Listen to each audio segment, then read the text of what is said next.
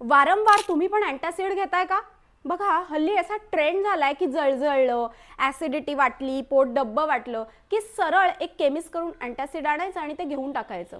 पण तुम्हाला या अँटासिडचे दुष्परिणाम माहिती आहेत का? बघा जर सतत तुम्ही असे अँटासिड घेत राहिलात तर आतड्यांचे वेगवेगळे विकार तुम्हाला होऊ शकतात. त्याचबरोबर कॅल्शियमचं ॲब्झॉर्प्शन आतड्यांमधनं कमी होतं, B12चं ॲब्झॉर्प्शन कमी होतं आणि मग सतत थकवा वाटतो, गळून गेल्यासारखं वाटतं आणि तुम्हाला हळूहळू याचे दुष्परिणाम जाणवतात. अँटासिड काय करतं तर तुमच्या शरीरामध्ये जे वाढलेलं ॲसिड आहे ते कमी करतं. म्हणजे अँटासिड या शब्दाची फोड आपण बघितली तर अँटी ॲसिड म्हणजे अँटासिड.